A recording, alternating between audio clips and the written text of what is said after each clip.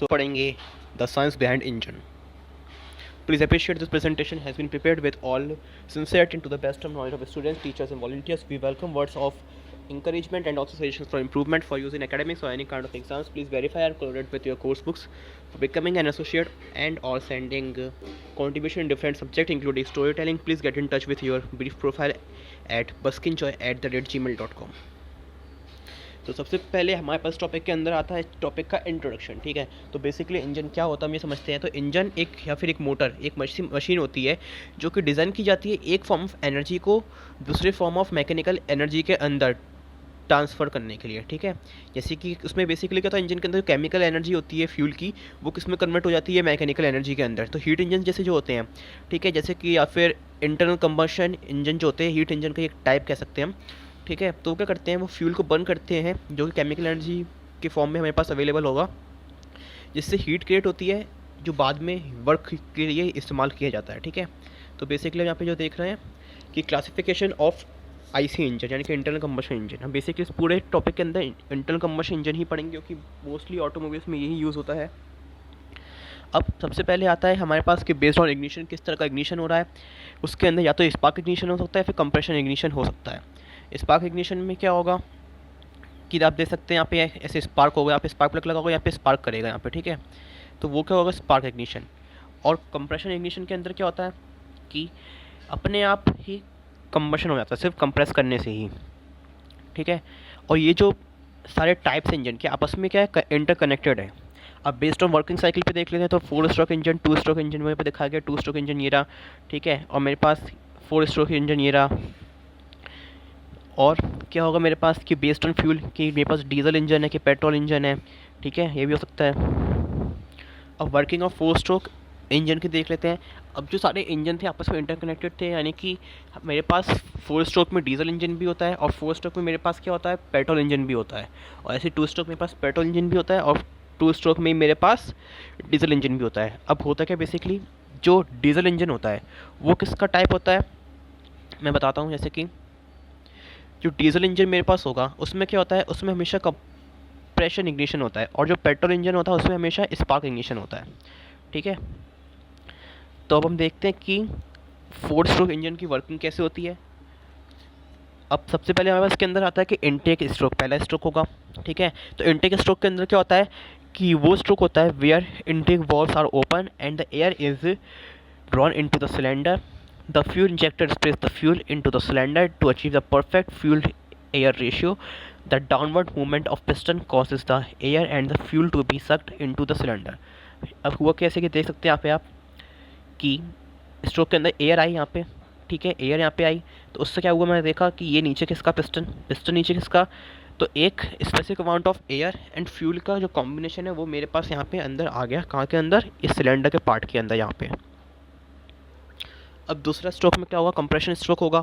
तो compression stroke में क्या होता है, the next is the compression cycle where both intake and the exhaust valves are closed.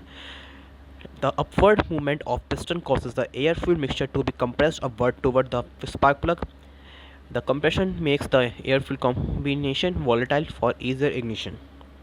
अब इसका मतलब क्या हुआ कि जो कंप्रेशन स्ट्रोक होगा उसमें क्या होगा, ये जो पिस्टन मेरे पास था वो पिस्टन क्या होगा, ऊपर जाएगा. पिस्टन जब ऊपर जाएगा, जैसे सेकंड नंबर दिखाया आपने. ठीक है, सेकंड नंबर में क्या हुआ, कंप्रेशन स्ट्रोक हुआ. तो उसमें क्या होगा, ये जो वॉल्व्स लगे होते हैं मेरे पास 2, ये मेरे पास इनलेट वॉल्व, ये मेरे पास आउटलेट वॉल्व. तो ये दोनों क्या होते हैं, क्लोज हो जाते हैं. देखो सेकंड नंबर में दोनों क्लोज हैं. ठीक है, उस टाइम में कंप्रेशन हुआ. अब डीजल इंजन में क्या होगा कि वहाँ पे एक स्पार्क प्लग नहीं होता. जैसे यहाँ पे स्पार्क प्लग लगा है, ये यहाँ पे उसमें नहीं होता ये चीज़. उसमें डायरेक्ट सिर्फ कंप्रेशन की सहायता से जो फ्यूल होता है वो कंबस्ट हो जाता है. और लेकिन पेट्रोल इंजन के अंदर क्या होता है, स्पार्क प्लग की सहायता पड़ती है हमें और उसके द्वारा ही कंप्रेशन के स्ट्रोक के दौरान कंबशन होता है. तो तीसरा स्ट्रोक कौन सा होगा, तो वो होता है कंबशन स्ट्रोक या फिर पावर स्ट्रोक. इसमें क्या होता है कि मेरे पास जो अंदर फ्यूल कलेक्ट हो गया है, ठीक है, अब मेरे पास अंदर जो फ्यूल कलेक्ट हो गया है और वहाँ पे एक कंप्रेशन भी हो गया, वहाँ पे स्पार्क प्लग ने इग्निशन भी कर दिया. अगर वो पेट्रोल इंजन है तो, और अगर डीजल इंजन है तो स्पार्क प्लग ने नहीं किया, वो डायरेक्ट कंप्रेशन की सहायता से ही बस कंबशन हो गया.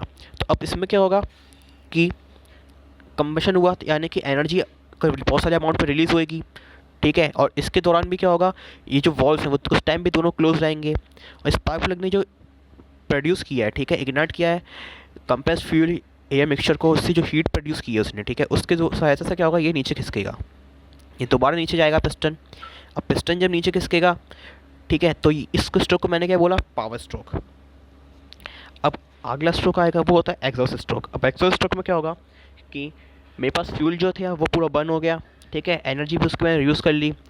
अब क्या होगा, अब ये ऊपर खिसकेगा पिस्टन, फोर्थ स्ट्रोक के अंदर, फोर्थ स्ट्रोक में पिस्टन ऊपर खिसकेगा, और जब ये ऊपर जाएगा उस समय क्या होगा, ये एग्जॉस्ट वाल्व मेरे पास जो है, ये जो मेरे पास है ये ओपन हो जाएगा, ठीक है, जैसे कि आप देख सकते हैं कि फोर्थ में भी ये ओपन हो गया और यहाँ से पूरी ये बाहर निकल गई गैसेस, जो वेस्ट था पूरा बाहर निकल गया, ठीक है। तो the last cycle is exhaust stroke when the exhaust valves are open and the exhaust gases are forced up by the returning piston.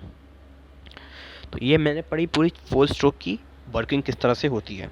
अब टू स्ट्रोक इंजन के अंदर क्या होता है, अब बेसिकली टू स्ट्रोक इंजन जो होता है वो मोस्टली का यूज़ होता है बाइक्स वगैरह के अंदर यूज़ होता है, या फिर स्कूटर वगैरह के अंदर यूज़ होता है, कार्स वगैरह में टू स्ट्रोक इंजन का हम यूज़ नहीं करते हैं। अब टू स्ट्रोक इंजन की वर्किंग में एक बार देख लेते हैं। तो overall two stroke engine combines two processes, compression stroke and power stroke, दो स्ट्रोक इसके अंदर होते हैं। तो inlet ports open, the air fuel mixture enters the chamber and the piston moves upward compressing this mixture, the spark plug ignites the compressed fuel and begins the power stroke. इसका मतलब क्या हुआ, इसमें एक ही स्ट्रोक में क्या हुआ कि जो फ्यूल है वो मेरे पास क्या हुआ, अंदर आ गया, ठीक है, ये फ्यूल है वो मेरे पास अंदर आ गया, और उसी दौरान ये जो पिस्टन है ये क्या हुआ, ये ऊपर खिसका, ये ऊपर खिसका, तो जो फ्यूल था मेरे पास वो यहाँ कलेक्ट हो गया, जब पिस्टन ऊपर गया तो मेरे पास फ्यूल यहाँ पे कलेक्ट हो गया, ठीक है। अब पिस्टन ऊपर गया तो यहाँ पहले से कुछ गैस वगैरह प्रेजेंट होंगी, उसने स्पार्क प्लग ने क्या किया, उसको इग्नाइट कर दिया, ठीक है।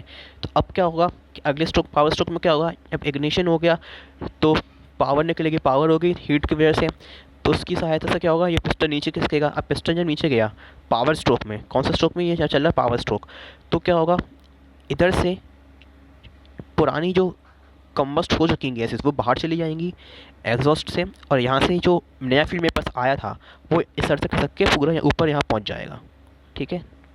तो ये यहाँ पे लिखा हुआ है the heated gas exhaust pressure on the piston, जिसकी वजह से नीचे जाएगा, the piston moves downward, waste heat is exhausted. तो ये हो गया मेरे पास पावर स्ट्रोक। इस तरह से पूरा टू स्ट्रोक इंजन वर्क करता रहता है। अब इंजन, गैस इंजन के प्रोज एंड कॉन्स क्या उनसे होते हैं, गैस इंजन यानी कि पेट्रोल इंजन। तो गैस इंजन की प्रोज में देख लेते हैं। Gas engine are typically more powerful by the way of horse power than diesel. Diesel engine के कंपेरेटिवली जो पेट्रोल इंजन होता है वो हॉर्स पावर के टर्म्स में ज़्यादा पावरफुल होता है, ठीक है।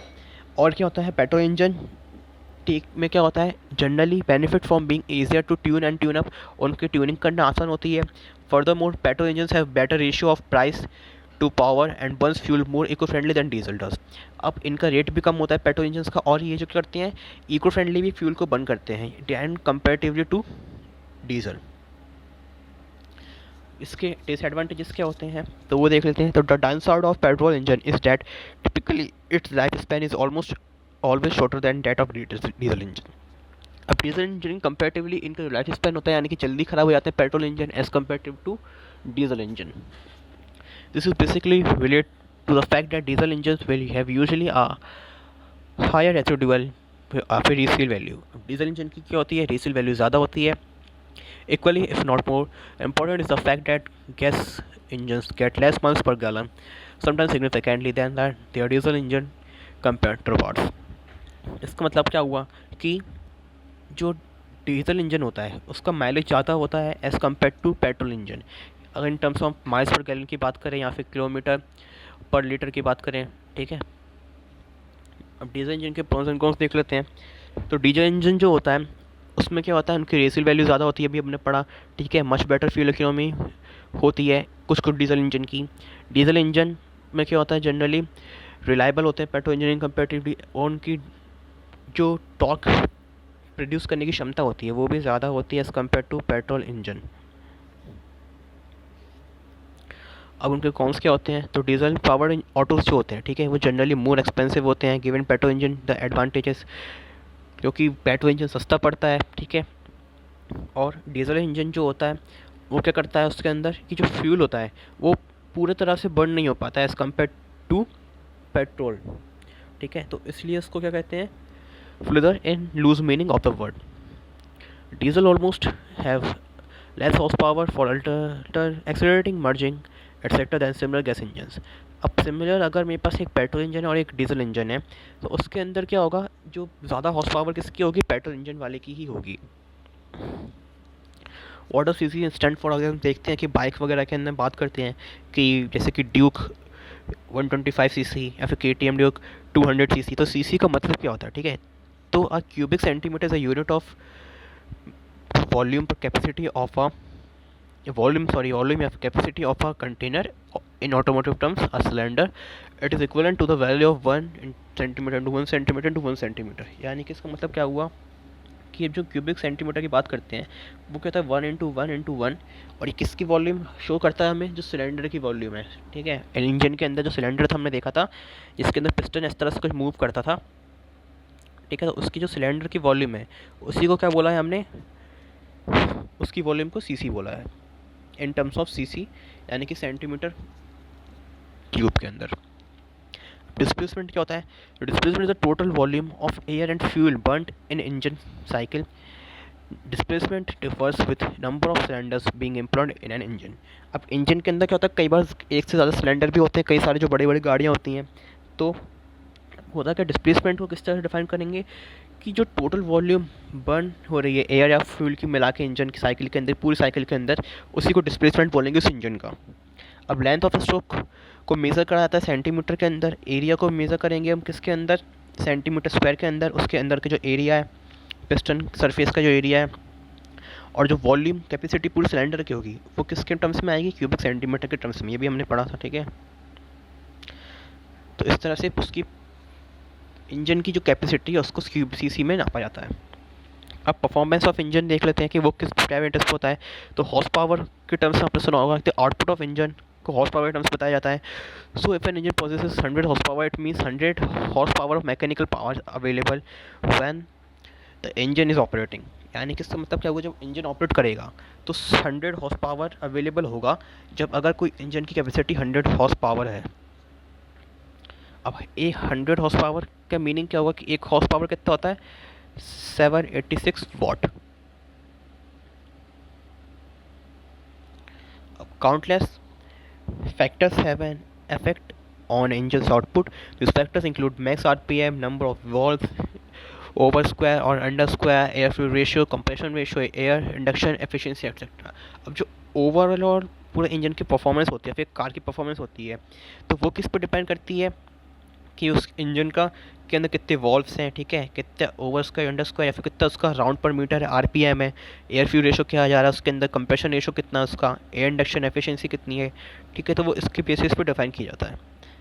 अब इंजन अगर मैं कंपेयर करूँ कि BMW X1 और ऑडी Q3 का, ठीक है, तो किस तरह से उनको कंपेयर, हम कहीं शोरूम में परचेज कभी करने जाएँ तो किस तरह से उनको कंपेयर करेंगे, वो देखते हैं एक बार।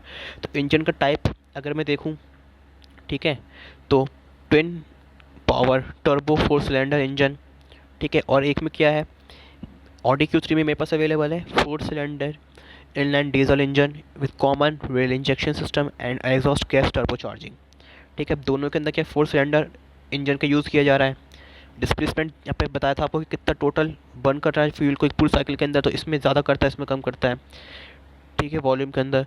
और नंबर ऑफ सिलेंडर दोनों में 4 है, यह भी यहीं से पता लग जा रहा है, ठीक है, 4 सिलेंडर है।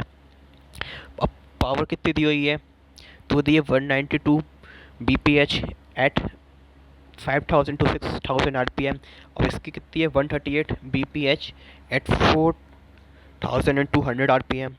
टॉर्क में भी डिफरेंस होता है कि कितना शाफ्ट का टॉर्क वो प्रोड्यूस कर पा रहा है।